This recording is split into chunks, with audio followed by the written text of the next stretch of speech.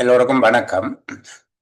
வடக்கு மாகாண சமூக சேவை உத்தியோகத்தர் பதவிக்கு ஆட்சேர்ப்பு செய்வதற்கான மட்டுப்படுத்தப்பட்ட போட்டி பரீட்சைக்கான இன்னும் ஒரு வழிகாட்டு செயலமுறை சந்திக்கிறோம். எங்களுடைய பரீட்சைக்கு தரப்பட்டிருக்கக்கூடிய பாடத்திட்டத்தில் கிரகித்தல் என்கிற தலைப்பிலான 3வது வினாத்தாள். உண்மையில அந்த வினாத்தாள் தொடர்பாக விவரித்தல் பின்னுக்கு தரக்கூடிய விவரித்தலை பார்க்கிற நேரத்தில் அதில் அவர்கள் சொல்லுகிறார்கள், அந்த வினாத்தாள் பரீட்சாத்தினுடைய குறித்த ஒரு விடயம் தொடர்பான அறிவை பரீட்சிப்போம் என்று சொல்லப்பட்டிருக்குது. அதாவது நலிவுற்ற மக்களுக்கான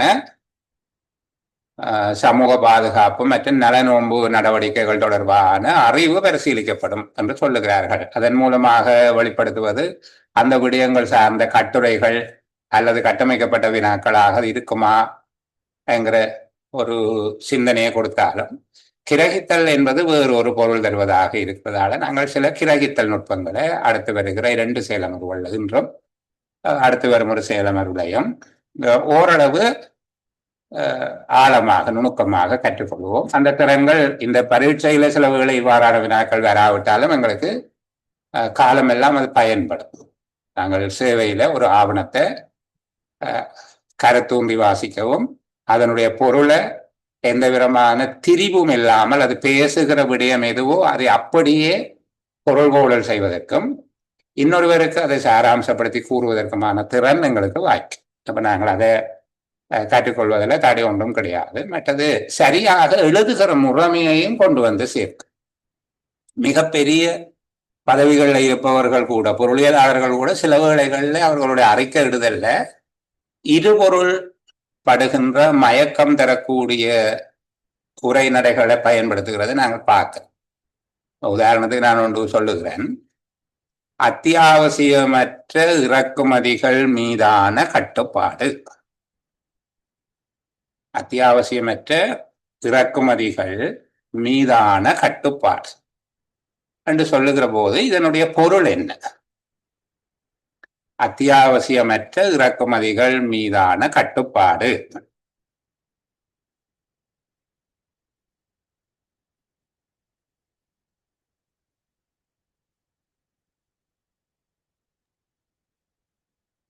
என்பதன் கருத்து என்ன? யாராவது சொல்லுங்க, கலைக்கிறேன்.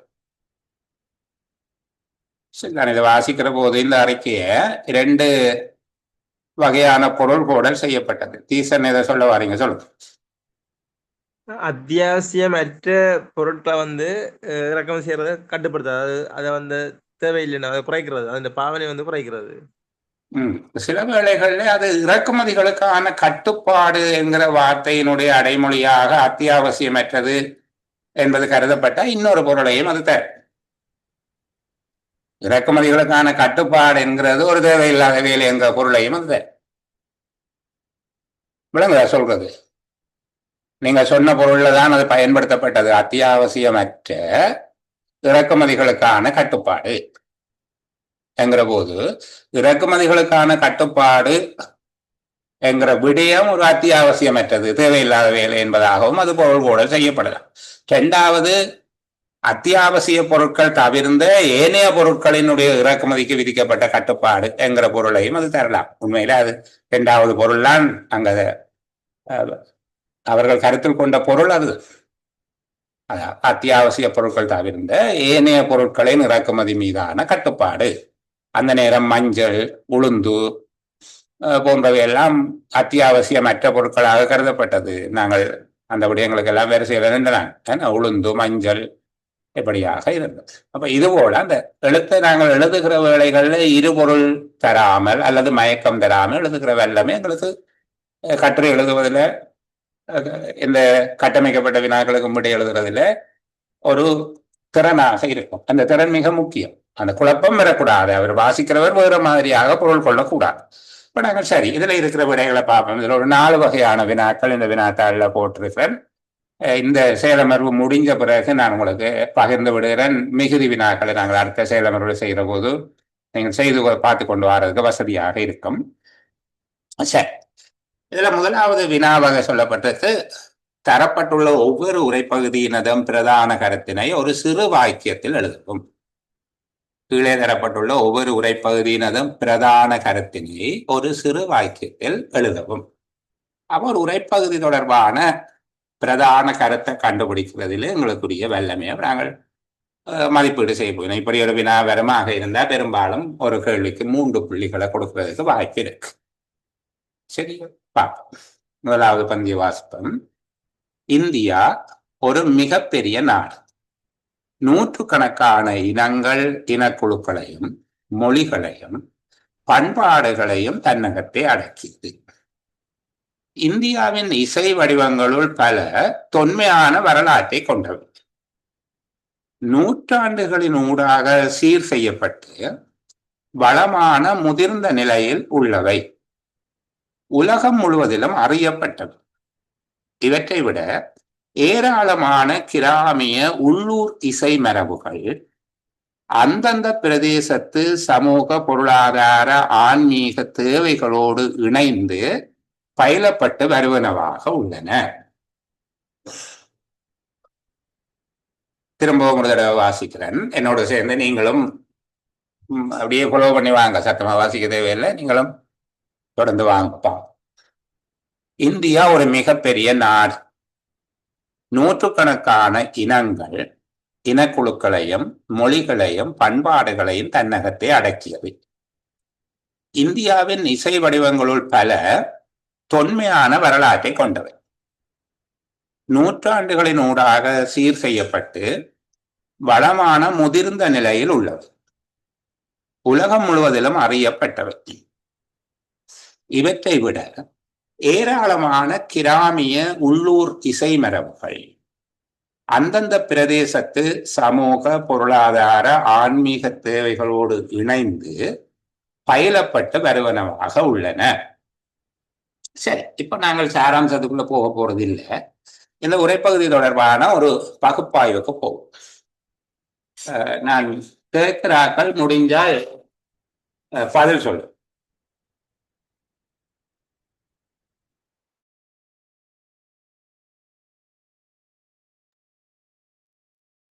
சரி, கவனிங்க பிள்ளைகள். இந்த உரைப்பகுதி எழுதிய உரையாசிரியருடைய நோக்கம் என்ன? இந்த உரைப்பகுதியை உரையாசிரியர் ஏன் எழுதுகிறார்? என்னுடைய கேள்வி என்ன எழுதுகிறார் என்பதல்ல, ஏன் எழுதுகிறார். சரியா? நீங்கள் மைக் ஒன் பண்ணினால் நான் அதுல ஒரு ஆளை பதில் சொல்ல சொல்லி கேட்கிறேன்.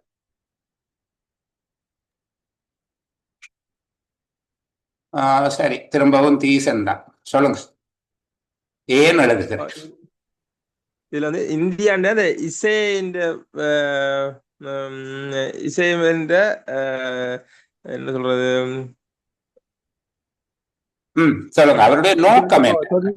இசை வந்து ஒரு தொன்மையான வரலாற்றை கொண்டது. அது இந்த காலத்திலேயே வந்து பயிலப்பட்டு வருகின்ற விஷயத்தை சொல்லியிருக்காரு. நான் கருத்தை கேட்க இல்லை, இது எழுதுனதுன்னா நோக்கம் என்னன்னு கேட்க.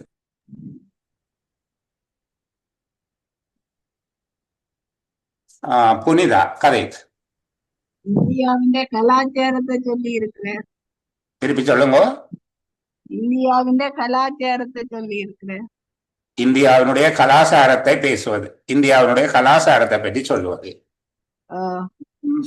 தீசன், உங்களுடைய விடைய கொஞ்சம் திருத்தி சொல்ல போறீங்களா?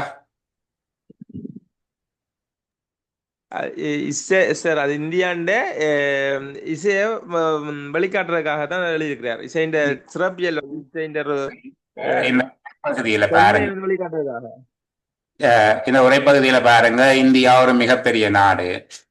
நூற்றுக்கணக்கான இனங்கள், இனக்குழுக்களையும் மொழிகளையும் பண்பாடுகளையும் தன்னகத்தை உள்ளடக்கியது என்கிற விடயங்கள் இந்த உரைப்பகுதியினுடைய பிரதானமான விடயங்களாக அல்ல பிரதானமான கருத்தாக இருக்குதா? இந்தியா ஒரு மிகப்பெரிய நாடு, அங்க நூற்றுக்கணக்கான இனங்கள், இன குடும்பங்கள், மொழிகள், பண்பாடுகள் அங்க இருக்குது என்கிறது இந்த உரையாசிரியர் சொல்ல வந்து பிரதானமான விடயமா? உரையாசிரியர் இதை பேச வருகிறது இந்தியாவை பற்றி பேசுகிறாரா, அல்லது இந்தியாவினுடைய இசை வடிவங்களை பேசுவது அவருடைய நோக்கமாக இருக்கிறதா? இதுதான் என்னுடைய கேள்வி. இந்தியாவை பற்றி பேசுவதா,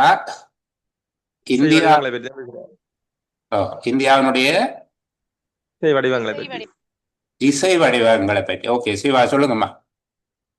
இந்தியாவின் சிறப்பம்சங்கள்ல பெருசா போன்ற இசையை பற்றி சொல்றோம். அவர் ஆரம்பிக்கிற போது இந்தியாவை பற்றி ஒரு தொடங்கி அதாவது ஒரு பொதுவான அறிமுகம் இந்தியாவை பற்றி சொல்லிட்டு பெட்டிகுலரா வந்து வாரார் இந்தியாவினுடைய இசை வடிவங்களை பற்றி பேச வாரார். அப்ப அவருடைய நோக்கம் இந்தியாவை பற்றி பேசுவது அல்ல. பிரதானமான நோக்கம் இது. அதுக்காக இந்தியாவை பற்றி அவர் பேசவே இல்லை என்ன முடிவுக்கு வரையில. பிரதானமாக எதை பற்றி பேசுகிறார்? இசையின் சிறப்பம்சம் இசை வடிவம் தொடர்பாக பேசுகிறார். சரி, இனி நாங்கள் கேட்போம், என்ன பேசுகிறார் இசை வடிவம்? இசை வடிவம் தொடர்பாக அவர் சொல்லுகிற கருத்து என்ன சொல்லவார்?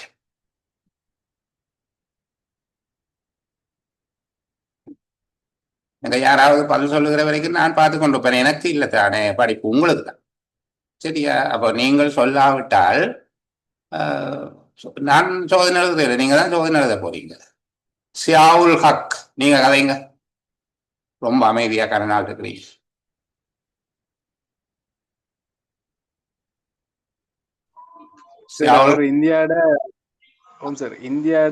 இந்தியாட பெரிய நாடும் அதோட தன்மையும் சொல்லி குறிப்பா அந்த இசை எப்படி ஆரம்பம் தோன்றி இன்றைய வரைக்கும் இருக்கிற தன்மை அந்த அந்த நாட்டுல பெருமையை சொல்ற மாதிரி இசையை ஒப்பிடுறாரு. சொல்லுகிறார் சார். இசை பற்றி அவர் சொல்லுகிற கருத்து என்ன?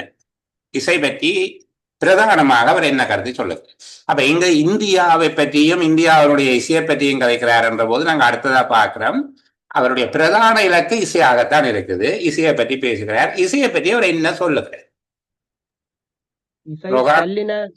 இசை பல்லின சமூகத்தோட தொடர்பட்டது என்னன்றதை சொல்லுவாரு. பல்லின சமூகங்களுடையும் பல்லின மொழிகளோட தொடர்புடையது.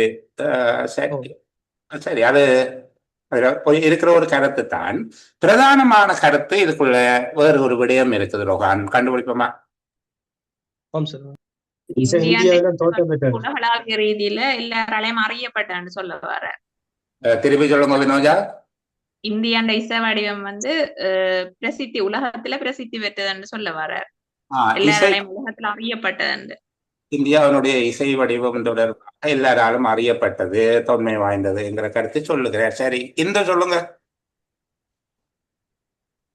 இசை மரபுகள் ஆன்மீக தேவைகளோடு இணைந்து பயிலப்பட்டு வருவனவாக உள்ளன என்று சொல்லுகிறார். செந்தூரன்.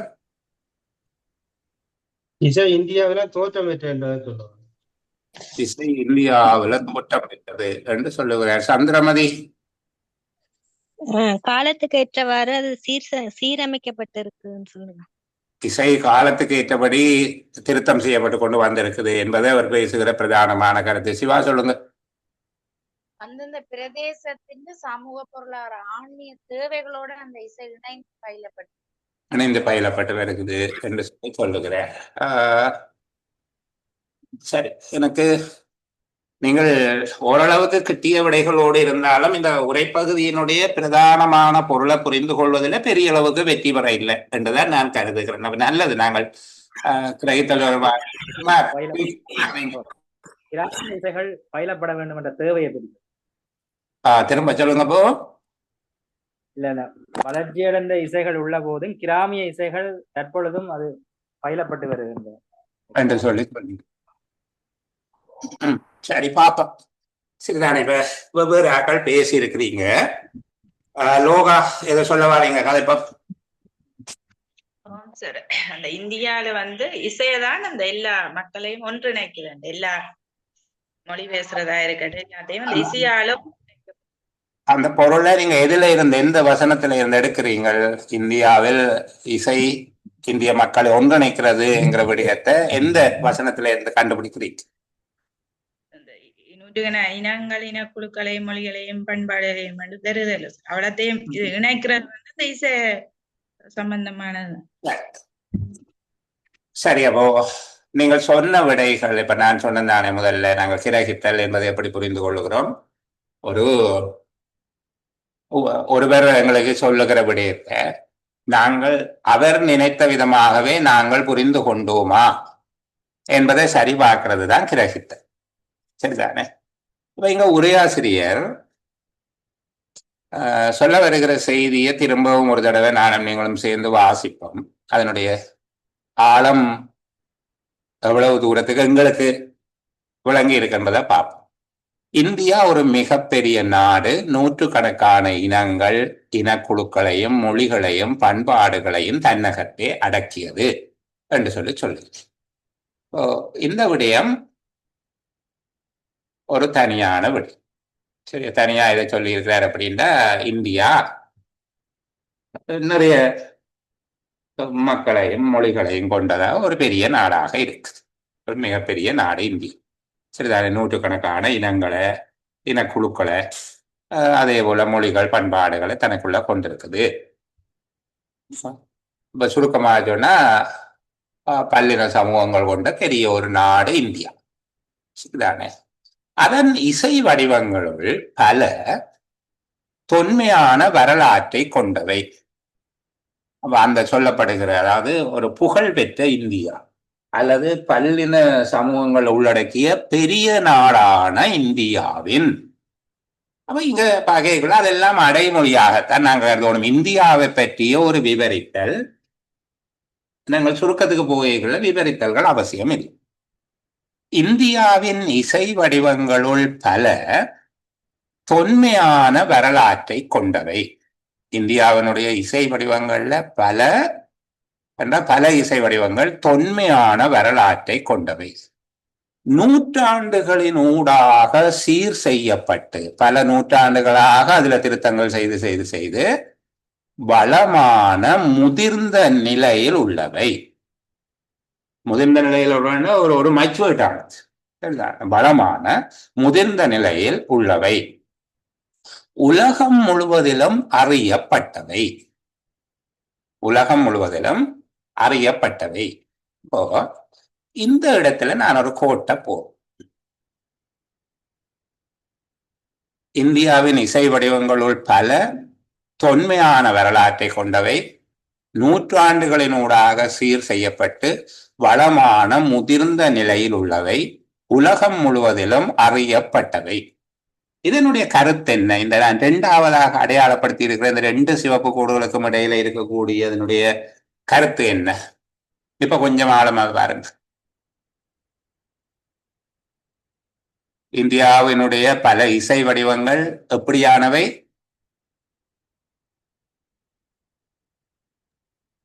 தொன்மையான வரலாற்றை கொண்டவை. இல்ல, இதுல இருக்கிறத சொல்லாம வேற மாதிரி எனக்கு சொல்லணும். தொன்மையான வரலாறு, பல நூற்றாண்டுகளாக அவை திருந்தி வந்து வளமான முதிர்ந்த நிலையில இருக்கின, உலகம் முழுவதிலும் அறியப்பட்டிருக்குது, அதாவது புகழ் பெற்றிருக்குது. அது எல்லாத்தையும் சேர்த்து அந்த இசை வடிவத்தை எப்படி சொல்லலாம்? இசை வந்து ஒரு முழுமையடைஞ்சிருக்கு. முழுமையடைந்த இசை, அதை எப்படி சொல்லலாம்? வேற மாதிரி இப்போ சங்கீதம் படிச்சாங்க இருக்கிறாங்க, குளிச்சு பார்ப்போம்.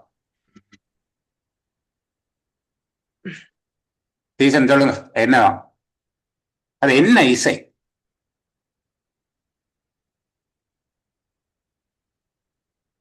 ஆங்கிலத்துல சொன்னாலும் பரவாயில்ல, நாங்கள் கேட்டுக்கொள்வோம்.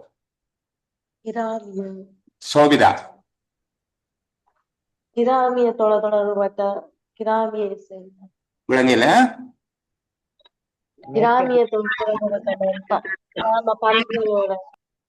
குமார் சொல்லுங்க. கி குமார், மேற்கத்திய இசை வடிவங்களை, என்ன வடிவம்? மேல்நாட்டு இசை வடிவங்களை ஒத்தவையாக. வெஸ்டர்ன் மியூசிக் அது அப்படி இருக்கு. நீங்கள் கொஞ்சம் யோசிக்கிறீங்க கூட. செந்தூரன் சொல்லுங்க. நாட்டாரிசை. நாட்டாரிசை என்பது தொன்மையான வரலாறு கொண்டு நூற்றாண்டுகள் ஊடாக சீர் செய்யப்பட்டு வளமான முதிர்ந்த நிலையில் உள்ள உலகம் முழுவதும் அறியப்பட்ட இசை. அனு, அது என்ன? அதுக்கு என்ன பேர்? அது இங்கிலீஷ்ல சொல்லுங்க. சிவா, சாரி, கர்நாடக சங்கீதம். ஒரு கிளாசிக்கல் மியூசிக். என்ன சொல்றோம் நாங்கள்? அத செவ்வியல் இசை. என்ன சரியா நான் சொல்லுகிற வார்த்தை? கர்நாடக சங்கீதம் அல்லது இந்துஸ்தானி, அந்த வகையாக. அதான் நான் சொன்னேன், பல வடிவங்கள் என்று சொல்லிட்டேன். நான் தனியாக கர்நாடக சங்கீதம் என்று மட்டும் சொல்லிக்கொள்ளாமல் கர்நாடக சங்கீதம் இருக்கலாம் அல்லது இந்துஸ்தானி சங்கீதம் இருக்கலாம், இது எல்லாத்தையும் சேர்த்து ஒரு செவ்வியல் இசை. செவ்வியல் இசை என்றால் காலங்காலமா அது சீர் செய்து மிக ஒழுங்கமைக்கப்பட்ட ஒரு இசை வடிவம் இருக்குது என்று சொல்லுகிறார். அப்ப இந்தியாவினுடைய இசை வடிவங்களுள் பல செவ்வியல் இசை வடிவங்கள் அல்லது அது நாங்க என்ன சொல்லுகிற ஒரு பாரம்பரிய இசை வடிவங்களாக அவை இருக்கிறது. அதுக்கு நீண்ட வரலாறு இருக்குது. காலங்காலமாக சீர் செய்யப்பட்டு உலகம் முழுவதும் புகழ் பெற்றவையாக அவை இருக்கிறது. அதுக்கு பிறகு ஒரு வார்த்தையை பயன்படுத்துறார் பாருங்க, நாங்கள் எவ்வளவு தூரம் அதை வாசிச்சோம் என்று தெரிய இல்லை. இவற்றை விட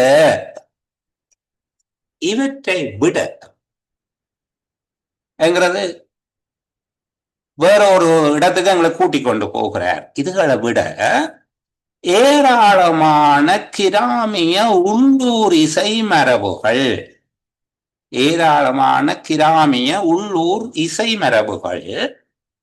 இந்த பகுதியை அடைப்புக்குரிய வைத்துக்கொண்டு வாசி.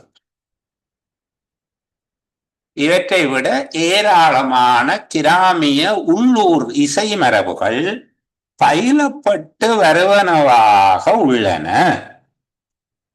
அந்த கிராமிய உள்ளூர் இசை மரபுகளை கொஞ்சம் விவரித்து சொல்லுகிறார். அந்தந்த பிரதேசத்தின் சமூக, பொருளாதார, ஆன்மீக தேவைகளோடு இணைந்து பயிலப்பட்டு வருவனவாக உள்ளன.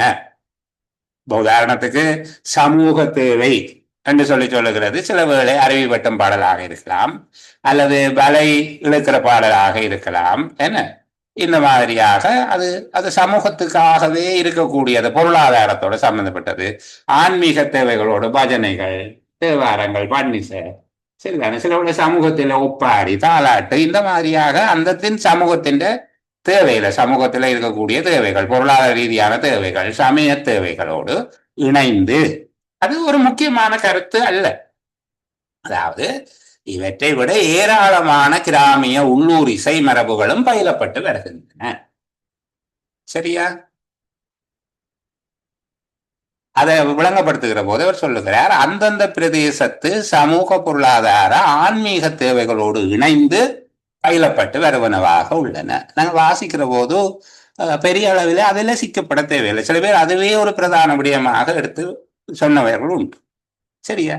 இப்ப சொல்லுங்க, உரையாசிரியர் இந்தியாவினுடைய இசை வடிவங்களை எத்தனை வகையாக பிரிக்கிறார்?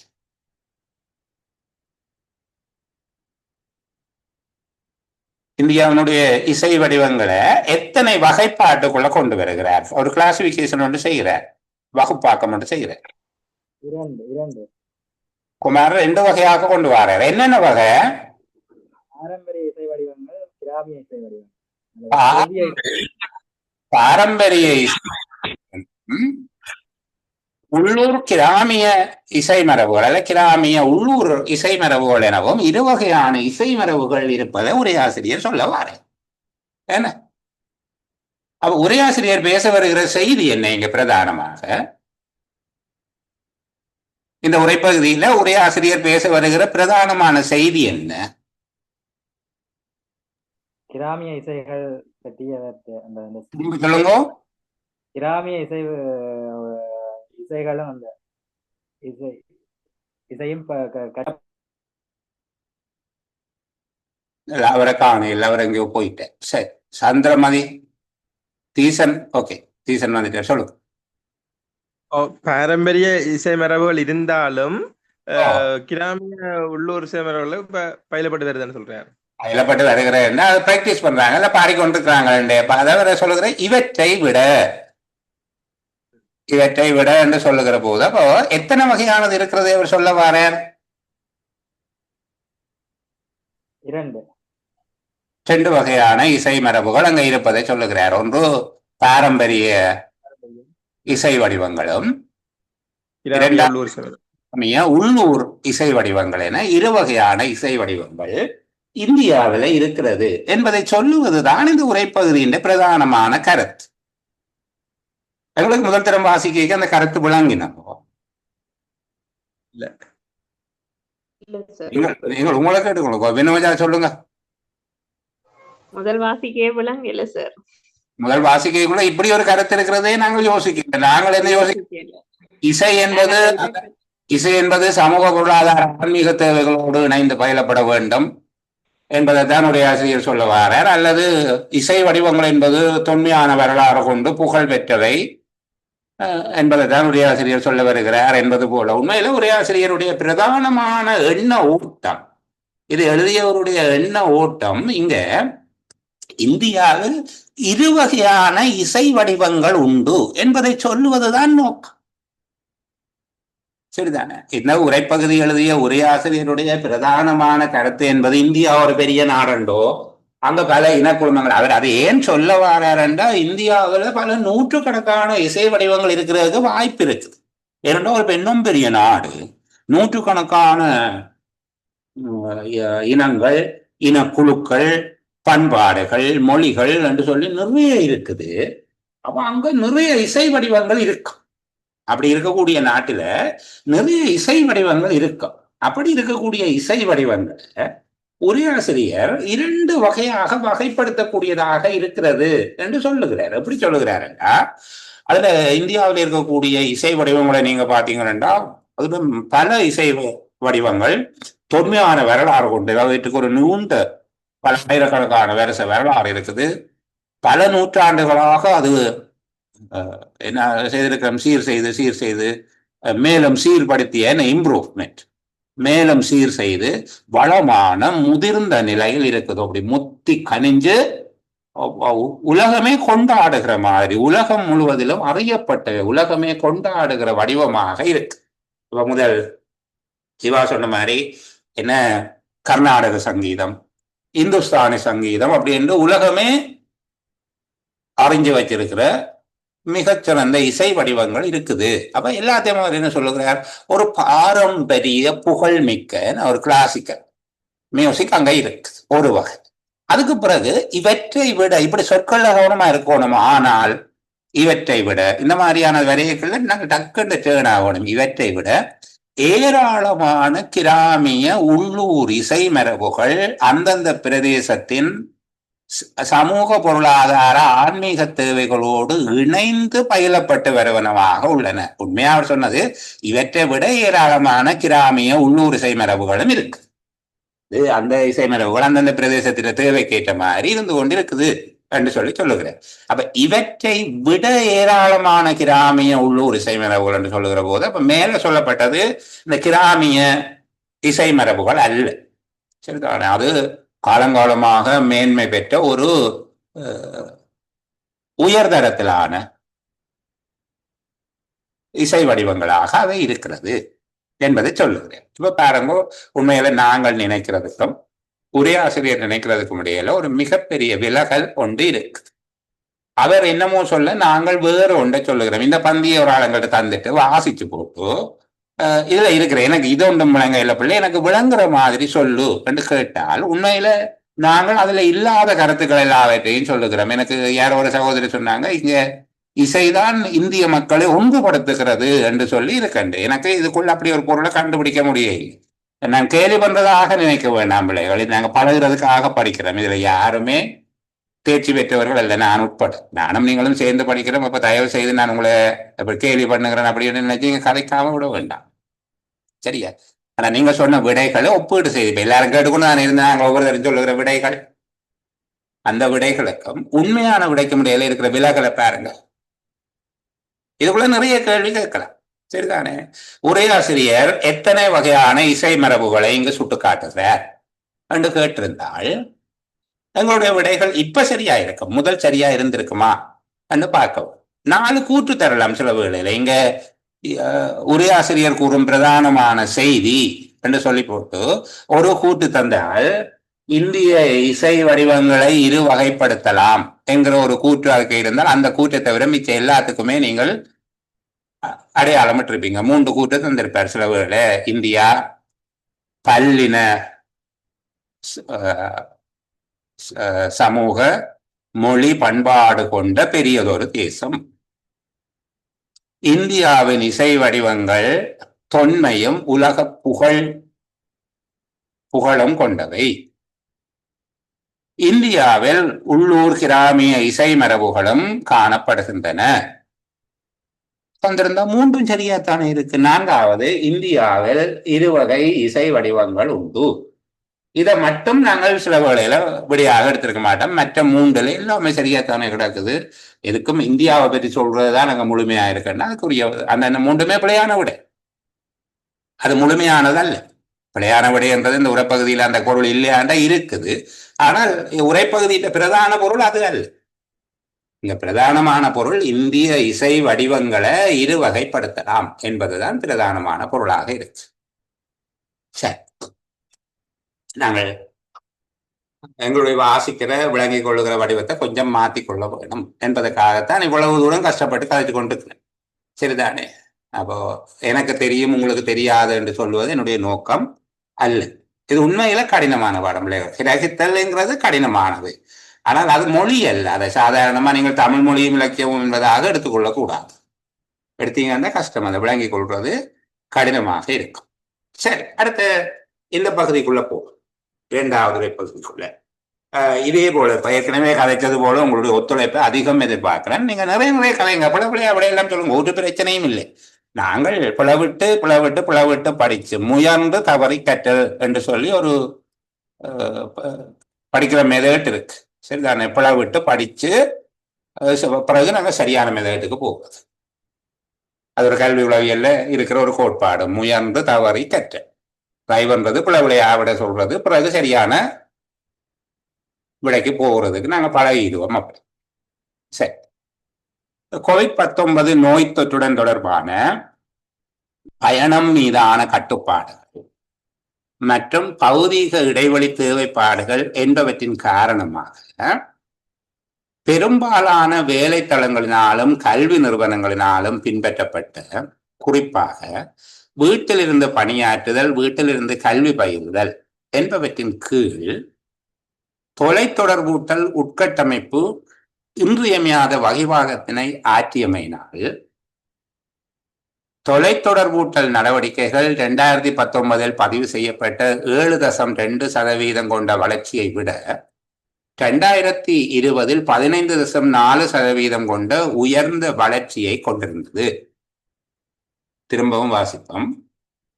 COVID-19 நோய் தொற்றுடன் தொடர்பான பயணம் மீதான கட்டுப்பாடுகள் மற்றும் பௌதிக இடைவெளி தேவைப்பாடுகள் என்பவற்றின் காரணமாக பெரும்பாலான வேலைத்தளங்களினாலும் கல்வி நிறுவனங்களினாலும் பின்பற்றப்பட்ட, குறிப்பாக வீட்டிலிருந்து பணியாற்றுதல், வீட்டிலிருந்து கல்வி பயிலுதல் என்பவற்றின் கீழ் தொலைத்தொடர்பூட்டல் உட்கட்டமைப்பு இன்றியமையாத வகிபாகத்தினை ஆற்றியமையினால் தொலைத்தொடர்பூட்டல் நடவடிக்கைகள் 2019 பதிவு செய்யப்பட்ட 7.2% கொண்ட வளர்ச்சியை விட 2020 15.4% கொண்ட உயர்ந்த வளர்ச்சியை கொண்டிருந்தது. சரி, என்னுடைய வளமையான கேள்விதான். சரி, நான் புது ஆக்கள்கிட்ட இருந்து நான் எதிர்பார்க்கிறேன். எனக்கு தெரிஞ்சு இதுல தீசன் இப்படி ஒரு கொஞ்சம் பேர் தான் கதைச்சு கொண்டிருக்கிறீங்க. அவர்களை விட புது ஆக்களும் கதைக்க வரலாம். அதுக்கான அவையிட்ட வந்த கேட்க மாட்டேன் இல்லை. இதை எழுதியவருடைய நோக்கம் என்ன? சிவா ஒன்னுல இருக்கிறீங்க, சொல்லுங்க. கோவிட்டாலுக்கு தொடர்பு சாதனங்கள் முன்னேற்ற COVID-19 தொலைத்தொடர்பு துறையில் ஏற்படுத்திய தாக்கத்தை பேசுவது, அல்ல தொலைத்தொடர்பு துறையில் ஏற்படுத்திய வளர்ச்சியை பேசுவது. கிரேட் ஆன்சரா? என்ன சொல்லியிருக்காங்க? தொலைத்தொடர்பு துறையில் COVID-19 தொடர்பான கட்டுப்பாடுகள் எவ்வாறு தாக்கம் செலுத்தியது என்பதை பேசுவது அவருடைய நோக்கம். சரி, இங்க படிமுறையாக அந்த நிகழ்வுகளை சொல்லுகிறார். முதலாவதாக இது நிகழ்ந்தது, இரண்டாவது இது நிகழ்வு, மூன்றாவது இது நிகழ்கிறது, நாலாவதாக இது நிகழ்கிறது என்று சொல்லி படிப்படியாக சொல்லுகிறார். இப்ப எனக்கு நீங்கள் எத்தனை படிமுறைகள் இங்க சொல்லப்பட்டிருக்கணும் முதல் சொல்லுங்க. பயணம் மீதான கட்டுப்பாடு இல்ல, எத்தனை என்று சொல்லுங்க. பிறகு என்னென்னு சொல்லுங்க. உங்களோட ஐடியா சரியான பாக்குறது தான் நம்பர்ஸ். எத்தனை படிமுறைகள் நிகழ்ந்திருக்கு? 6.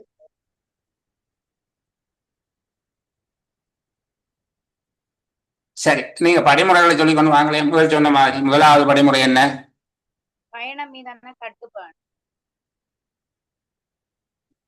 பயணம் மீதான கட்டுப்பாடு. சரி, அடுத்தது பௌதீக இடைவெளி தேவைப்பாடு. திருப்பி சொல்லுங்க. பௌதீக இடைவெளியை பேணி தேவைப்பாடு. சரி, அடுத்தது வேலைத்தளங்கள்ல வந்து கல்வி அந்த வீட்டில இருந்து பணியாற்ற, வீட்டில இருந்து கல்வி பயிர்.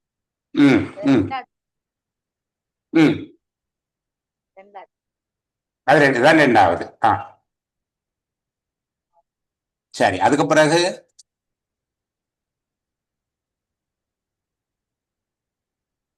இதனால இவ்வளவு காலம் இந்த தொலைத்தொடர்பு உட்கட்டமைப்புல அவசியமான ஒரு வகைவங்க. சரி, 3 படிமுறைகள் இருக்கு. கணிசமான அளவுக்கு விட சரி, நியரஸ்ட் கரெக்ட் ஆச்சு. சரிதானே? மிக துல்லியம் என்று நான் சொல்ல மாட்டேன். இப்ப நீங்க முதல் சொன்ன மாதிரி உரையாசிரியருடைய நோக்கம் என்னங்கிற போது COVID-19 நோய் தொற்று கட்டுப்பாடு தொலைத்தொடர்பு துறையில் ஏற்படுத்திய தாக்கத்தை பேசுவது என்று சொல்றது பெர்ஃபெக்ட் ஆன்சர். அதுல எந்த சீரமைப்புக்கும் இடமில்லை. ஆனா நீங்க இப்ப சொன்ன ஆன்சரை கொஞ்சம் சீரமைக்கலாம். டீசன் வெயிட் பண்ணி இருந்தவர் போயிட்டார், அவருக்கு.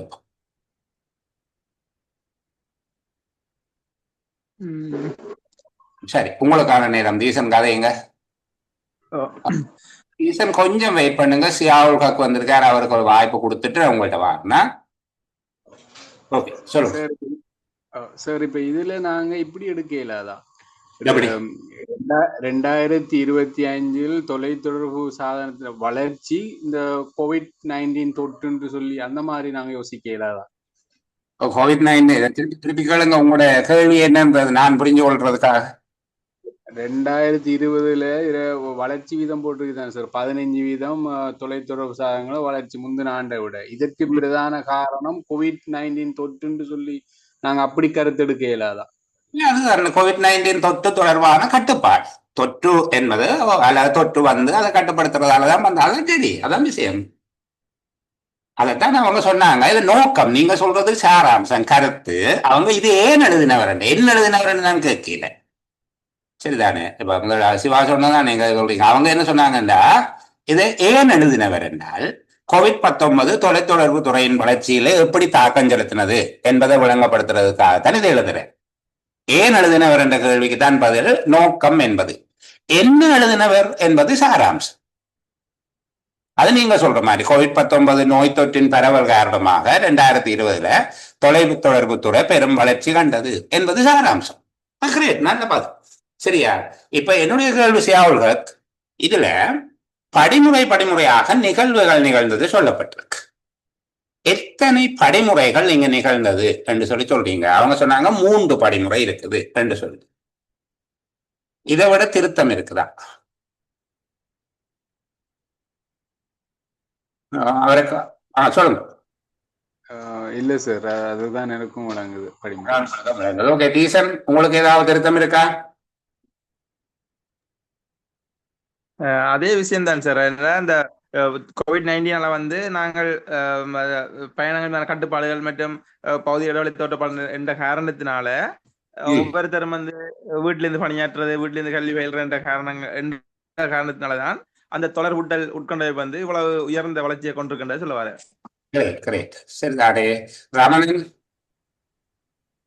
இதுல வந்து பாதுகாப்பு இவங்க சொல்லுகிறத அதைத்தான் நான் கேட்கிறேன். அந்த எளிமையாக முதலாவது என்ன சொல்றீங்க? பாதுகாப்பு, மற்றது கல்வி, மற்றது வேலை. இந்த 3 விஷயத்தால தொடர்பாடல் வளர்ந்த மாதிரி இருக்கும்னு யோசிக்கிறேன். சரி, கோவிட் பாதுகாப்பு காண்டி வீட்டில் இருந்தது. இப்போ இதுல பாருங்க, முதலாவது விடயம் காரணமாக என்று சொல்லி இருக்கிறாங்க. ஆகவே முன்னுக்கு இருப்பவை ஒரு காரணம். முன்னுக்கு இருப்பவை ஒரு காரணம். என்னது? COVID-19 நோய் தொற்று கட்டுப்பாட்டு நடவடிக்கைகள். முதலாவதாக என்ன நடக்குது? COVID-19 நோய் தொற்று தொடர்பாக பயண கட்டுப்பாடுகளும், மற்றது பௌதீக இடைவெளி என்பது பிசிக்கலா 1 மீட்டர் தள்ளி நிக்கோடும், மீட்டர் ஆயிருங்கள் எல்லாம் அந்த நேரம் சொல்லி கொடுத்துறீங்க. சரிதானே? அந்த பெட்டியெல்லாம் அடித்து விட்டு அகல் தூரம் தூரமா நிற்கிற மாதிரி எல்லா ஏற்பாடுகளும் இருந்தது. அப்ப பௌதீக இடைவெளி தேவைப்பாடுகள், அந்த டிஸ்டன்ஸ் என்ன, அந்த விஷயங்கள் எல்லாத்தையும் நாங்க சுருக்கமா எப்படி சொல்லலாம்? COVID-19 தொற்று கட்டுப்பாட்டு நடவடிக்கைகள் முதலாவது படிமுறை அது. COVID-19 தொற்று கட்டுப்பாட்டு நடவடிக்கைகள். அதை அம்புக்குறி போட்டு அதன் விளைவாக என்ன நடக்குது? அடுத்தது அம்புக்குறிக்கு அடுத்ததா என்ன எழுத போறீங்க? வீட்டில் இருந்து பணியாற்றுதல், கல்வி பயிலுதல். சரிதானே? முதலாவது விடயமாக நாங்கள் கட்டுப்பாடுகள், COVID-19 நோய் தொற்று கட்டுப்பாடுகள் என்று போடும். அப்ப COVID-19 நோய் தொற்று கட்டுப்பாடுகளின் காரணமாக அடுத்ததாக தோற்றம் பெறுகிற விடயம் என்ன? வீட்டில் இருந்து பணியாற்றுதல், வீட்டில் இருந்து கல்வி பயிலுதல். வீட்டில் இருந்து பணியாற்றி வீட்டில் இருந்து கல்வி பயின்றதன் காரணமாக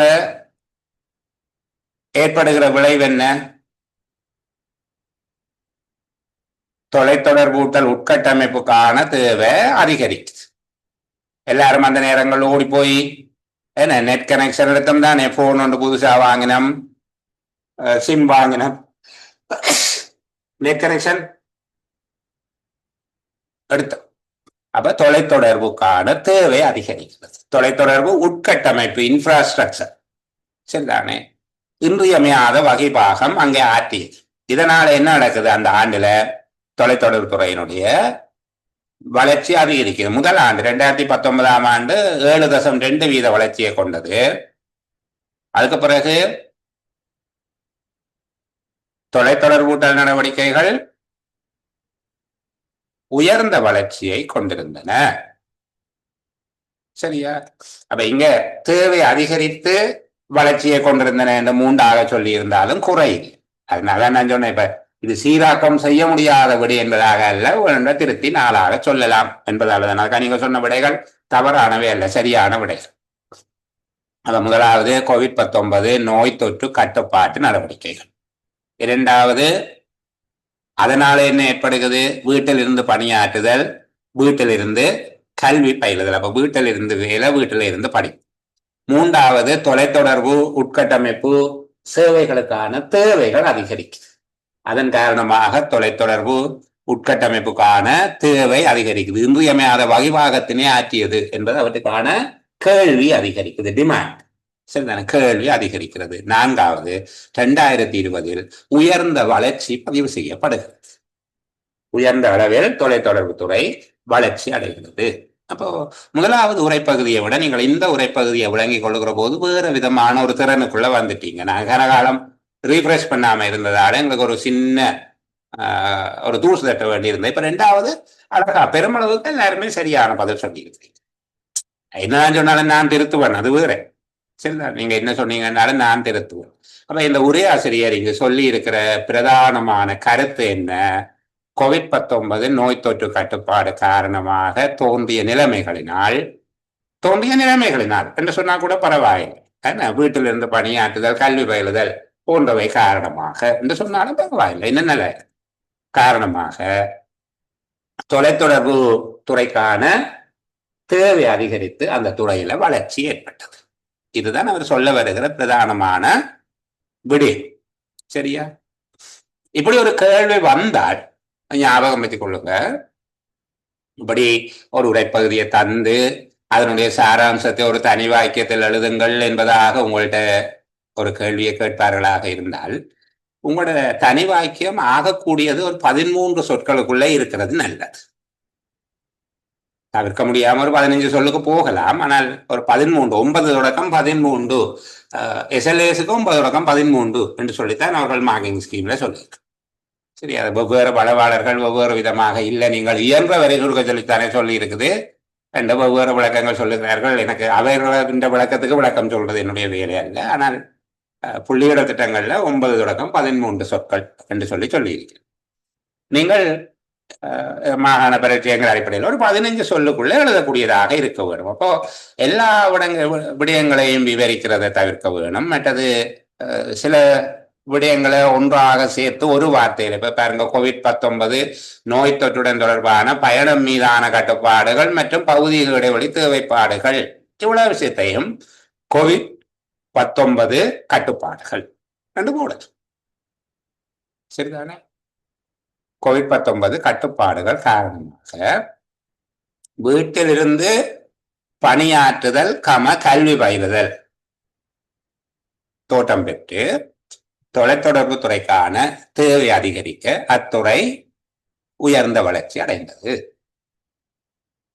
பிறகு திருப்பி தொலைத்தொடர்பு துறை நாலு தரம் அல்லது தேவை.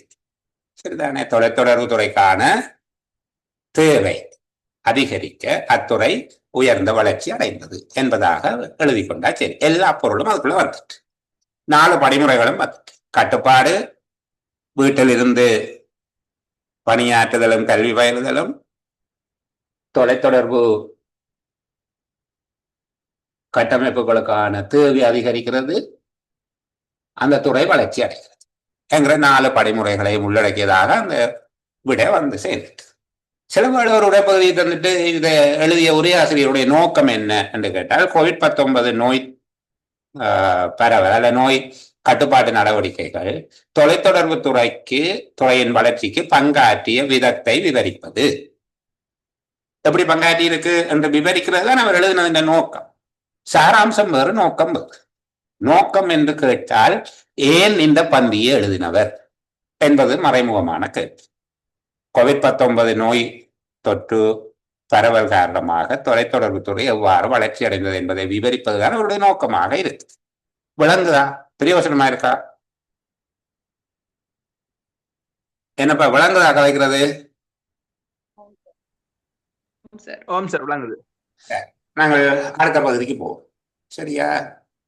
3வது பகுதிக்குள்ள போவோம். ஒரு பிரேக் எடுக்க வேணும். இதை பார்த்து கொண்டு பிரேக் கொண்டு எடுப்போம். சரியா? இது 2 பக்கங்கள்ல பங்கிடப்பட்டிருக்கிறதால இடையில் ஒரு இடைவெளி வருது. சமாளித்துக் கொள்ளுங்க.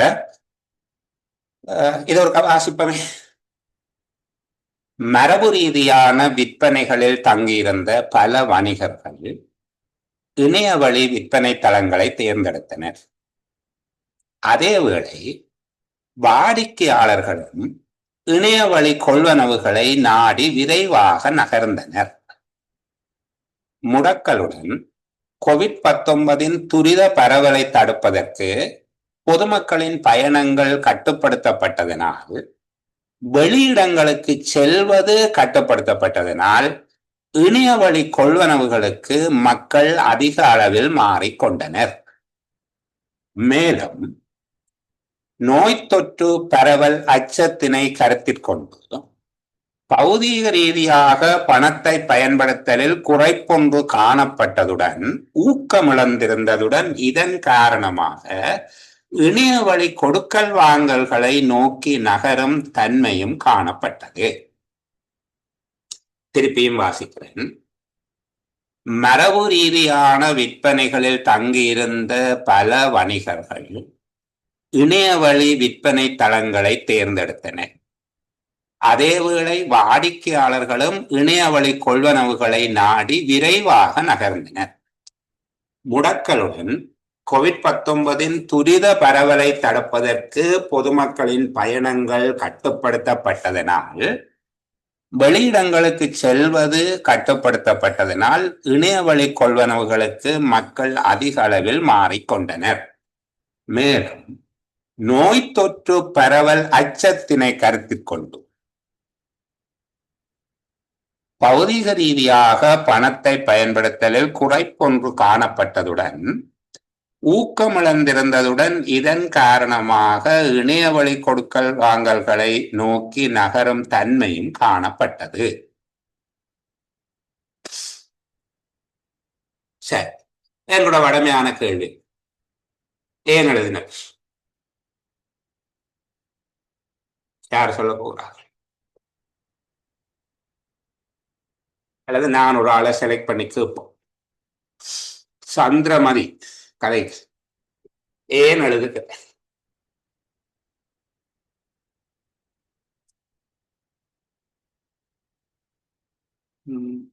அவங்களுக்கு ஆணை இல்லை, ரெக்கார்டிங்க போட்டு எங்கேயாவது போயிட்டு அவங்களோ தெரியல. ஓகே, வந்துட்டாங்க. ஓகே, சொல்லுங்கம்மா. இணையவழி இணையவழி மூடாக அந்த அதண்ட வளர்ச்சி வந்து COVID-19 எப்படி காணப்படும் விரைவாக அடைந்துங்கிறது. இணைய வழி மூலமான என்ன விடயம்? விற்பனையும் அதண்ட கொள்வனவும் அதிகரிச்சது COVID-19 சொல்லியிருக்காரு. சொல்லுகிறார். வேற ஒன்று சொல்லுகிறாரு, விற்பனையும் கொள்வனவையும் சேர்த்து நாங்கள் என்னன்னு சொல்லலாம்? விற்பனை ஒரு வேலை, ஒரு ஆள் விற்பனை செய்கிற போது ஒரு ஆள் கொள்வனவு செய்வார். ரெண்டையும் சேர்த்து ஒரே வார்த்தையில எப்படி சொல்லலாம்? சரி, வர்த்தக நடவடிக்கை. இணைய வழி வணிகம். என்ன இணைய வழி வணிகம் வளர்ந்தது சொல்றாரு. வேற என்ன வளர்ந்தது என்று சொல்றாரு சந்திரமதி?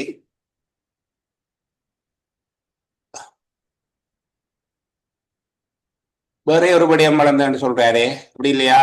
இணைய வழி வணிகம் நடந்தது. ஒரு ஆள் விற்பனை செய்கிறார், இன்னொரு ஆள் கொள்வனவு செய்கிறார் என்றால் அது ரெண்டையும் சேர்த்து வியாபாரம், இணைய வழி வியாபாரம், ஆன்லைன் பர்ச்சேசிங் என்ன, அல்லது ஆன்லைன் பிசினஸ்ன்னு வந்தது. ஆன்லைன் பிசினஸ் வந்ததுக்கு COVID-19 எப்படி உதவினது? அவர் நேரடியாக சொல்லுகிறார், அதாவது COVID-19 இணைய வழி வணிகத்தை தோற்றுவித்த விதத்தை பேசுவது அவருடைய ஒரு நோக்கமாக இருக்கு. வேற ஒரு விஷயமும் சொல்றேன். யார் சொல்ல? இணையவழி கொடுக்கல் வாங்கல்கள் சார். பணப்பரிமாற்றம், பௌதீக ரீதியான பணத்தை பயன்படுத்துதலில் குறைப்பொன்று காணப்பட்டதுடன் நோய் தொற்று பரவல் அச்சத்தை கருத்தில் கொண்டு காசெல்லாம் வாங்கி மஞ்சள் தண்ணிக்குள்ள நினைச்சு சானிடைசர் அடிச்சு பிறகு அதை வெயில்ல காய வச்சு அதுக்கு மேல நெட் போட்டு இப்படி எல்லாம் கணக்கு செய்தாங்க. சரிதானே? கடைகள்ல காசை வாங்கி ஐயோ காசுக்குள்ளால கொரோனா வீட்டை வந்துடும் சொல்லி கொண்டு வந்து அதை வாசல்ல வச்சு கீழே போட்டு சானிடைசர் அதுக்கு அடியடின்னு அடிச்சு கைக்கெல்லாம் சானிடைசர் அடிச்சு அப்பா நாங்கள் கொஞ்ச நாள் ஏன்னா அப்போ அதனால ரெண்டாவது இணைய வழி கொடுக்கல் வாங்கல். இப்ப இணைய வழி வணிகமும் இணைய வழி கொடுக்கல் வாங்கல், அதாவது இணைய வழி பணப்பரிமாற்றம், இணைய வழியிலான வணிகமும் பணப்பரிமாற்றமும் ஏற்பட்டதுக்கு எத்தனை காரணங்கள் சொல்லுகிறார் ஒரு ஆசிரியர்?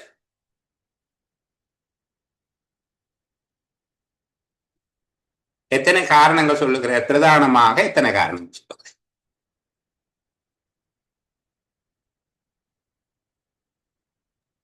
கோவிட் தொற்று மட்டும்தான்.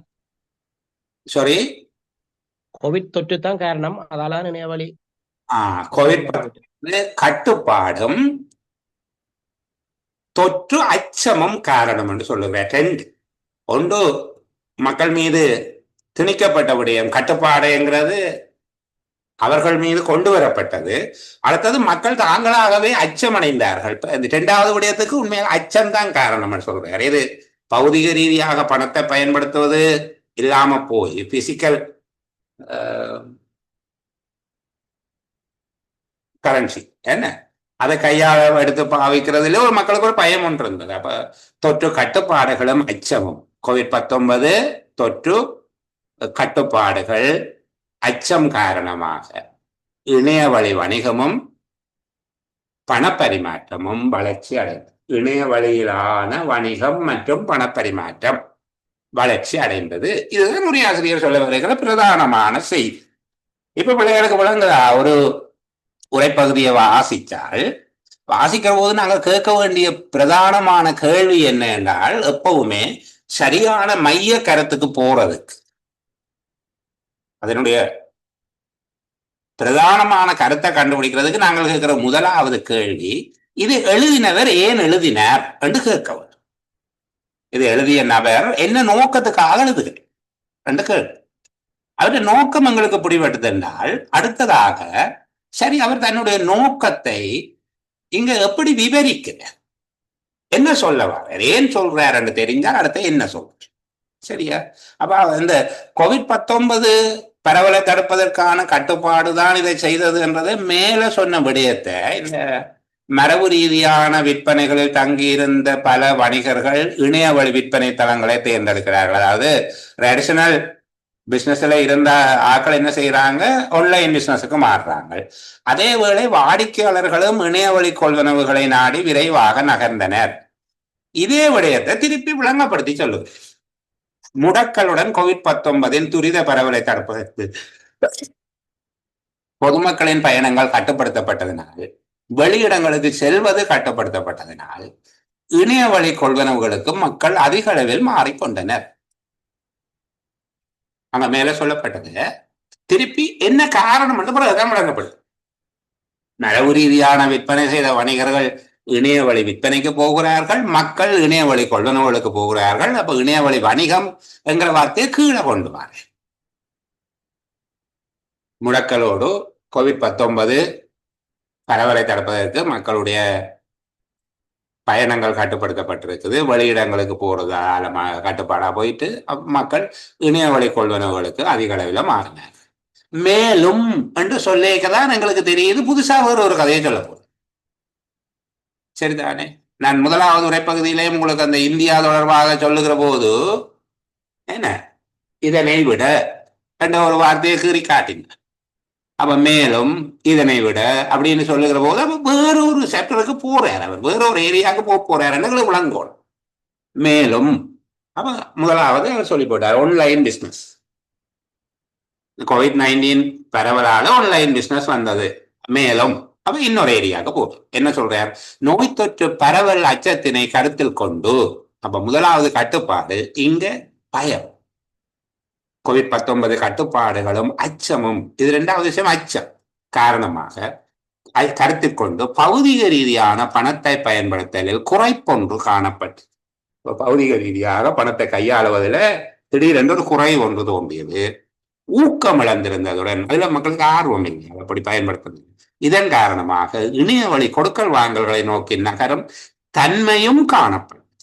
தன்மை காணப்பட்டதுன்னு சொல்ல தன்மையும் காணப்பட்டது. அப்ப கருத்து மேல சொன்னதோட சேர்த்து இரண்டாவதாக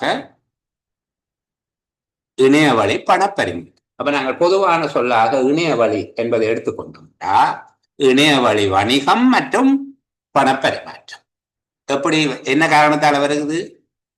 COVID-19 கட்டுப்பாடுகள் மற்றும் தொற்று அச்சம் காரணமாக. முதலாவது கட்டுப்பாடு, இரண்டாவது தொற்று அச்சம். அதே ஒழுங்குல சொல்லுவோம் இணைய வழி வணிகம் மற்றும் பணப்பரிமாற்றம் வளர்ச்சி அடைந்தது. சரி பாருங்க, 13 சொல்லுக்குள்ள எங்களால் எழுதக்கூடியதாக இருக்கா இல்லையாண்டு? COVID-19 கட்டுப்பாடுகள் தொற்றச்சம் காரணமாக இணைய வழி வணிகம் மற்றும் பணப்பரிமாற்றம் என்பன வளர்ச்சி அடைந்தன. ஆக பௌதிக ரீதியான பணத்தை பயன்படுத்துவதில் குறைவு காணப்பட்டன்னு சொல்ல தேவையில்லை, இது வளர்ச்சி அடையுது என்பதுதான் பிரதானமான கருத்து. சரியா?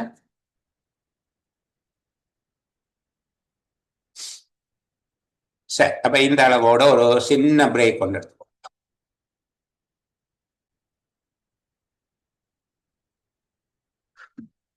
நாலாவது பந்தியை வாசிப்போம்.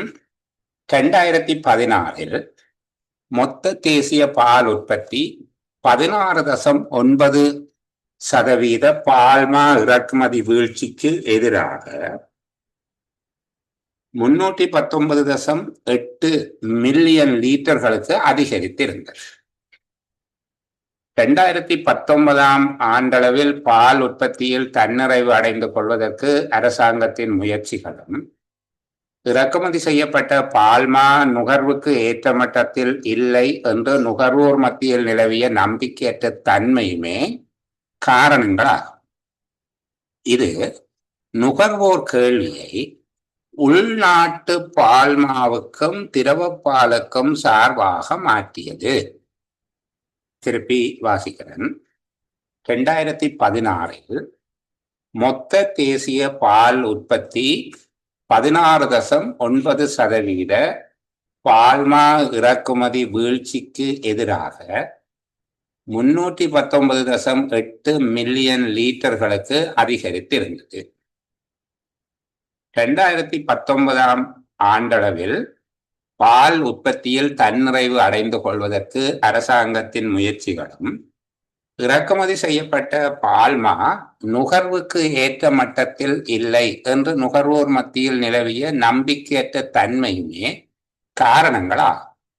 இது நுகர்வோர் கேள்வியை உள்நாட்டு பால்மாவுக்கும் திரவ பாலுக்கும் சார்பாக மாற்றியது. பழமையான கேள்வியை ஏன் எழுதினார்?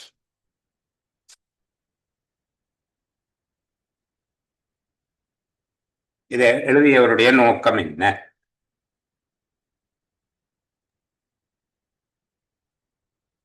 ஈசன் கதைக்கு உள்நாட்டு பால்மாவுக்கும் திரவ பாலுக்குமான கேள்வி வந்து அதிகரிச்ச விஷயத்த சொல்லியிருக்காரு சார்.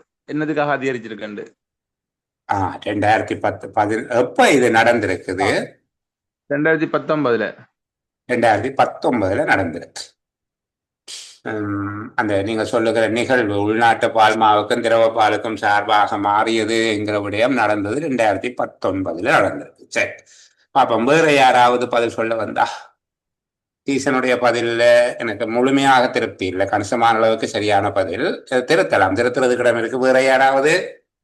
நாங்கள் திருத்துவோம் என்றாக்கள்.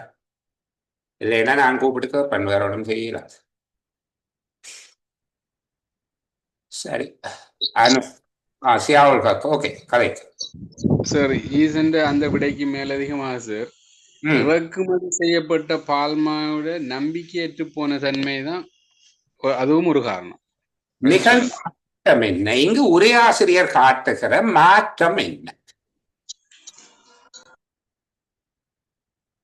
இங்கு உரையாசிரியர் 2 வகையான மாற்றங்களை சொல்லுகிறேன். அந்த 2 வகையான மாற்றங்களும் என்ன? தனித்தனி கேள்வியாக கேட்டுக்கொண்டு வருகிறேன். முதலாவது, இந்த நிகழ்வில் உரையாசிரியர் 2 விதமான மாற்றங்கள் நிகழ்ந்ததை சுட்டி காட்டுகிறேன். அந்த மாற்றங்கள் 2ம் எவை? நான் எத்தனை மாற்றங்கள் என்று கேட்கையில் நானே சொல்லிட்டேன். 2 வகையான மாற்றங்கள் நிகழ்ந்ததாக சொல்லுகிறார்.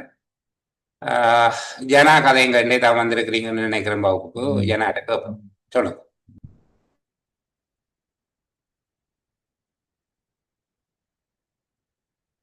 ஜனா லைன்ல இருக்கிறீங்க தானே?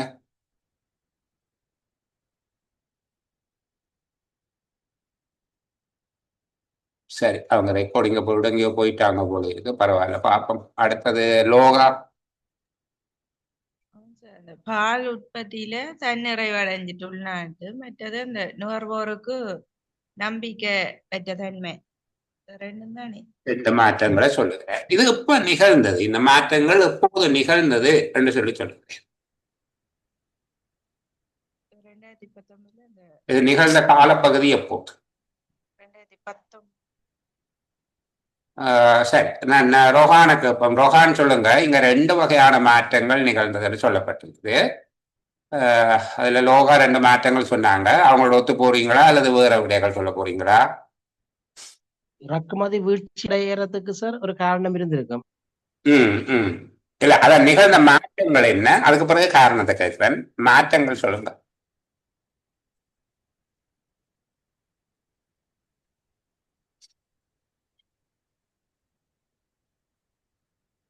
சரி, அடுத்த கேள்வி பதில் சொல்லுங்க ரோஹான். இது நிகழ்ந்தது எப்போது? இந்த மாற்றம் நிகழ்ந்தது எப்போ? இறக்குமதி குறைஞ்ச இல்ல, ஆண்டு உள்ளூர் உற்பத்தி அதிகரிக்க 2016. சரி, சிவா லைன்ல இருக்கிறீங்க, சொல்லுங்க. 2019ஆம் ஆண்டுல தான் 2019 தான் நிகழ்ந்திருக்கு.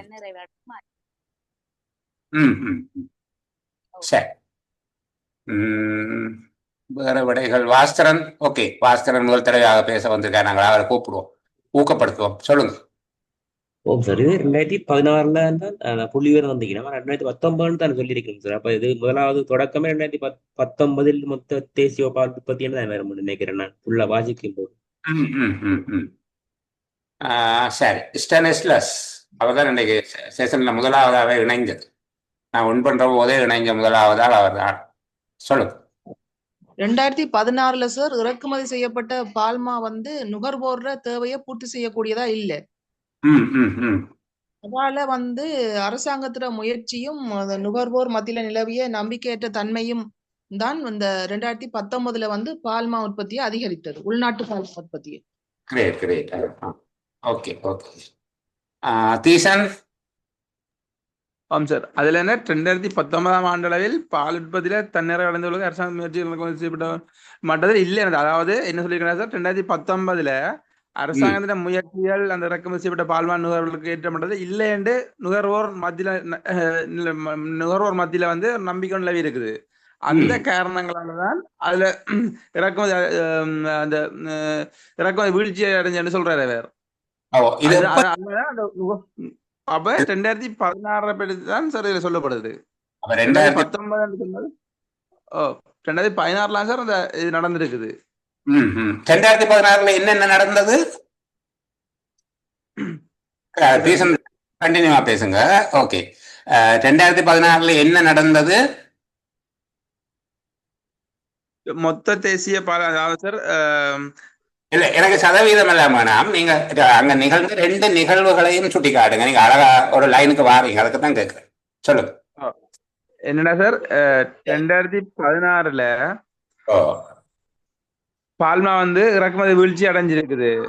ஓகே, முதலாவது பால்மா இறக்குமதி வீழ்ச்சி அடையுது.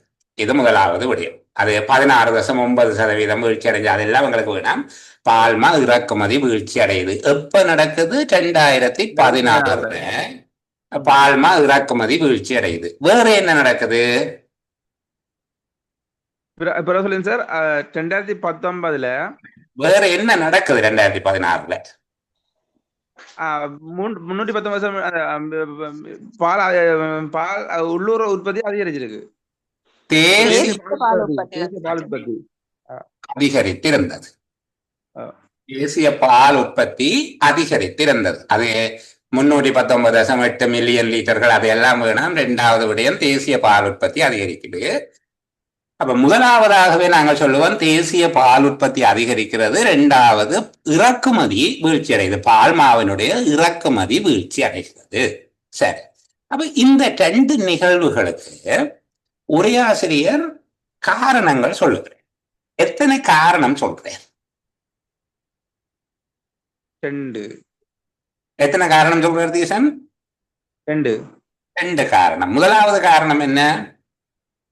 அரசாங்கத்தின் முயற்சி, அந்த தன்னிறைவு அடைந்துள்ளதுக்கான அரசாங்கத்தின் முயற்சியும் ஒன்று செய்யுது. என்னென்றால், இலங்கை அதாவது நாடு பால் உற்பத்தியில் தன்னிறைவு அடைந்து கொள்வதற்கான முயற்சி ஒன்றை செய்யுது. எப்போது தன்னிறைவு அடைவது என்று சொல்லி இலக்கு வைக்கப்பட்டிருக்கு? ட்ராக்கெட் எப்ப வச்சிருக்குது? 2019. இப்பவே தொடங்கி, அதாவது 2016 வேலை தொடங்கிட்டது. ஆனால் பால் உற்பத்தியில் தன்னிறைவு அடைவதற்கு எதிர்பார்க்கப்படுகிற காலம்தான் 2019. அன்னளவாக 2019, 2020 கூட இருக்கலாம். அப்ப 2019 ஆண்டாகும் போது, ஆண்டளவில் என்பதனுடைய கருத்து 2019 ஆண்டு ஆகும்போது பால் உற்பத்தியில் தன்னிறைவு அடைந்து கொள்வதற்காக அரசாங்கம் செய்கின்ற முயற்சிகள். இந்த முயற்சி எப்ப நடக்குது?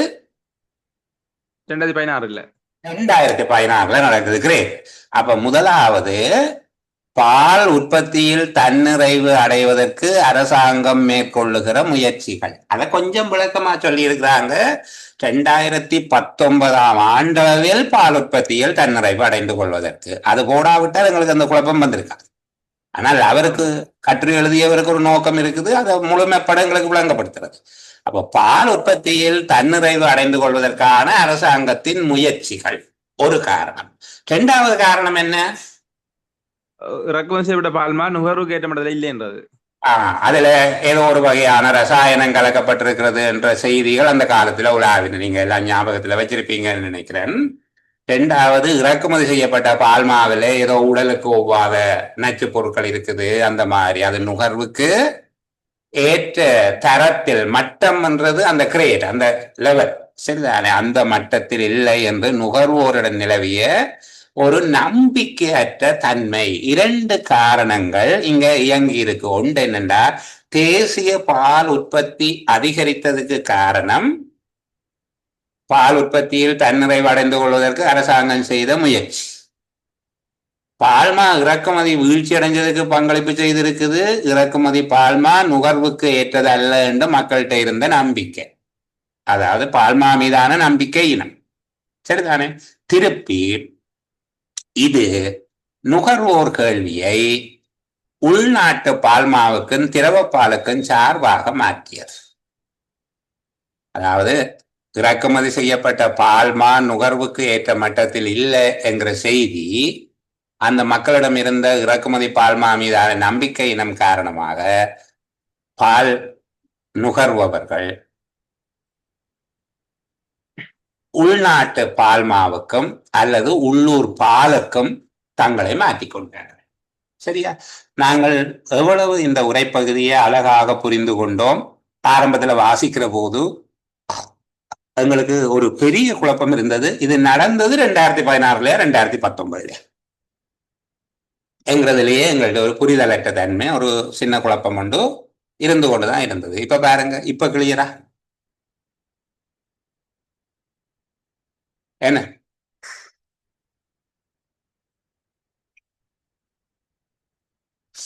என்ன நடக்குது? பால் உற்பத்தியில் தன்னிறைவடைவதற்கான அரசாங்கத்தின் முயற்சிகளும் இறக்குமதி பால்மா மீதான மக்களின் நம்பிக்கை இனங்களும் காரணமாக அமைகின்றன. இதற்கு 2016 தேசிய பால் உற்பத்தி அதிகரிப்பு, பால்மா இறக்குமதி வீழ்ச்சி என்பவற்றுக்கு. சரிதானே? அது கீழே இருக்கிறது, அதை பற்றி ஒரு விளக்கம். அதன் காரணமாக இவ்வாறு நிகழ்ந்தது. மேலேயே சொல்லிட்டு பால் இறக்குமதி வீழ்ச்சி அடைகிறது, தேசிய பால் உற்பத்தி அதிகரிக்கிறது. இந்த ரெண்டும் நிகழ்ந்தது 2016. அது நிகழ்வதற்கு காரணமாக இருந்தது 2019 ஆகும்போது தன்னிறைவு அடைவதற்காக அரசாங்கம் இப்பவே செய்து வருகிற நடவடிக்கைகள். அதே போல இறக்குமதி பால்மா மீது மக்கள் கொண்டிருந்த நம்பிக்கை இனம். இதைத்தான் நான் உங்களுக்கு முதல்ல ஒரு வார்த்தை சொன்னேன், திரிபு என்று சொல்கிறேன். திரிபு என்றால் சொல்ல வருகிற கருத்தை நாங்கள் வேறு ஒன்றாக புரிந்து கொள்வது திரிபு என்று சொல்றோம். எங்களுக்கு விளங்காம போனால் ஐயம். சரி, எங்களுக்கு விளங்காம போச்சுன்னா சந்தேகம், ஐயம் என்று சொல்றோம். விளங்குது ஆனால் வேற மாதிரி விளங்குது. அவர் சொல்ல வாரத நாங்கள் வேற மாதிரி விளங்கிக் கொள்ளுகிறோம். அதை திரிபு என்று சொல்றது. அப்ப எங்களுக்கு கிரகித்தல் என்பது ஐயம் திரிபு இல்லாமல் உரையாசிரியர் சொல்ல வருகின்ற செய்தியை அவர் நினைத்தவாறே புரிந்து கொள்ளுகிற வல்லமைக்கு பெயர் தான் கிரகித்தல். இதுதான் நான் திரும்ப திரும்ப சொல்லுகிறேன். கிரகித்தல் என்கிற தலைப்பை போட்டுவிட்டு பரீட்சார்த்தியினுடைய நலிவுற்றவர்களுக்கான சமூக பாதுகாப்பு மற்றும் நலனோம்பல் தொடர்பான அறிவை பரிசீலிப்போம் என்று போடுகிறதில்லை எனக்கு பெரிய உடன்பாடு இல்லை. சரி, அவர்கள் அப்படி பரிசீலித்தாலும் பரவாயில்லை, நாங்கள் கிரகித்தல் தொடர்பாகவும் கொஞ்சம் படித்துக் கொள்வோம் என்கிறது தான் நோக்கம்.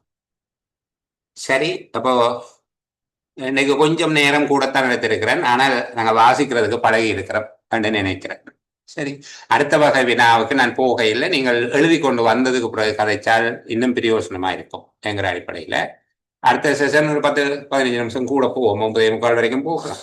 சரிதானே? சில நேரங்களில் கூட போகிறோம். 10 நிமிஷம் முன்னுக்கே முடிக்கிறேன். திருப்பி ஒருக்கா வாசித்து பாருங்க. மற்றது பிரிண்ட் பண்ணி செய்து கொண்டு வாங்க. இந்த பேப்பரை நீங்களாக விடையெழுதி கொண்டு வந்தால்தான் அதில் இருக்கிற நுட்பங்கள் பிடிபடும். உங்களுக்கு என்ன புரிந்தது என்பதும் உண்மையிலேயே அதில் இருப்பதும் ஒன்றா அல்லது வேறுபடுகிறதா என்பது இனி உங்களுக்கு கருத்தூண்டி வாசிக்க முடியும். நாங்கள் வேறு விதமாக இதை கொஞ்சம் கவனம் செலுத்தி வாசிக்கிறதுக்கு முயற்சி செய்வோம்.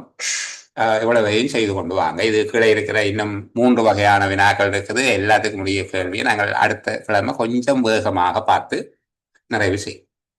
சரி, இப்போ இந்த அளவில் ஒளிப்பதிவை நிறுத்துக்கிறேன். நீங்கள் ஏதாவது பேசுவதாக இருந்தால் பேசலாம்.